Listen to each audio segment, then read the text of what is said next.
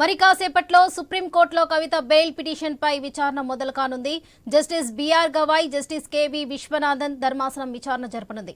Bail ఇచ్చేందుకు Delhi high court తిరస్కరించడంతో కవిత ఆ తీర్పును సుప్రీంకోర్టులో సవాల్ చేశారు.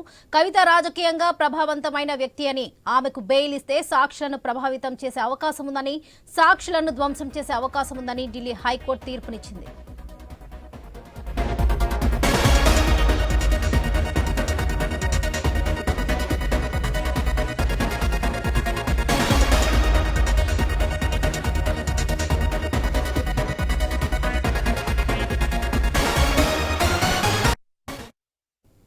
ఢిల్లీ మద్యం కుంభకోణంలో మార్చి 15వ తేదీన ఈడీ కవితను అరెస్ట్ చేసింది. ఏప్రిల్ 11న ఢిల్లీ లిక్కర్ కేసులో సిబిఐ కవితను అరెస్ట్ చేసింది.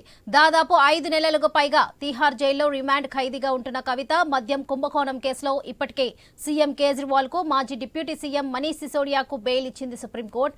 ఇదే తరహాలో కవితకు బెయిల్ ఇవ్వాలని గత విచారణలో వాదనలు వినిపించారు కవిత తరపు న్యాయవాది.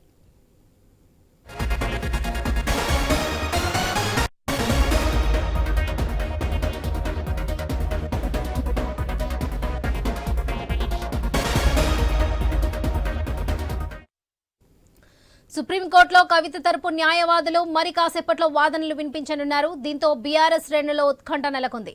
పీఎంఎల్ఐ సెక్షన్ 45లోని కఠిన నిబంధనల నుంచి మహిళగా ఎమ్మెల్సీ కవితకు మినహాయింపు ఇవ్వాలని ఆమె తరపు న్యాయవాది ముకుల్ రోహత్గాయ్ ఇదివరకే సుప్రీంకోర్టును కోరారు. కవిత తరపు వాదనలను వినిపిస్తున్న న్యాయవాదులతో కేటీఆర్, హరీష్ భేటీ అయినట్లుగా తెలిసింది. కవితకు బెయిల్ వచ్చే అవకాశాలు, కోర్టులో లేవనెత్తాల్సిన ప్రశ్నలు, దర్యాప్తు సంస్థలు దాఖలు చేసిన కౌంటర్లను అంశాలపై వీరు చర్చించినట్లుగా సమాచారం. కవితకు బెయిల్ తప్పనిసరిగా వస్తుందని కేటీఆర్, హరీష్ రావుతో పాటు బీఆర్ఎస్ నేతలు ఆశతో ఉన్నారు.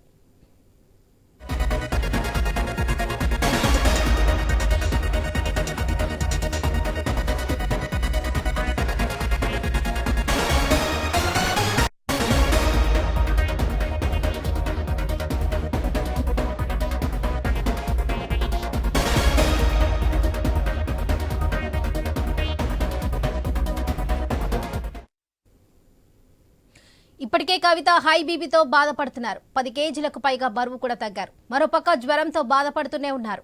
వీటన్నిటికంటే ఆమె దీర్ఘకాలికంగా ఉన్న గైనిక్ సమస్యల వల్ల మరింత ఇబ్బంది పడుతున్నారు కవిత. మరి ఇన్ని సమస్యలను పరిగణనలోకి తీసుకొని సుప్రీంకోర్టు బెయిల్ ఇస్తుందా లేదా అనేది చూడాలి. ఇదే విషయానికి సంబంధించి మరిన్ని అప్డేట్స్ మా ప్రతినిధి రామకృష్ణ అందిస్తారు. రామకృష్ణ, చెప్పండి. అయితే కవిత బెయిల్కి సంబంధించి ఈ రోజు సుప్రీంకోర్టులో విచారణ రాబోతుంది. విచారణలో ఏ రకంగా డెసిషన్ ఉంటుందనేది సర్వత్రా ఉత్కంఠ నెలకొంది. ఎందుకంటే ముఖ్యంగా ఈ రోజు హీరింగ్ వింటారా, విని ఇమీడియట్ గా బెయిల్ ఇచ్చేస్తారా, లేదంటే జడ్జిమెంట్ రిజర్వ్ చేసి 2-3 డేస్ ఆగిన తర్వాత బెయిల్ ఇస్తారా, ఈ రెండింటి మధ్య ఉంటది. ఎప్పుడు కూడా చూసుకున్నట్టుగైతే ఇమీడియట్ గా బెయిల్ ఎక్కడ శాంక్షన్ చేయరు.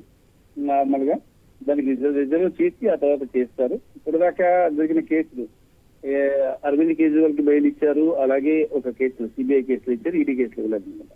అయితే మనీష్ సిసోడియా గానీ, అభిషేక్ బోయినపల్లి గానీ, అలాగే సంజయ్ సింగ్ గానీ వీళ్ళందరికీ బెయిల్ ఇచ్చారు కేసులో.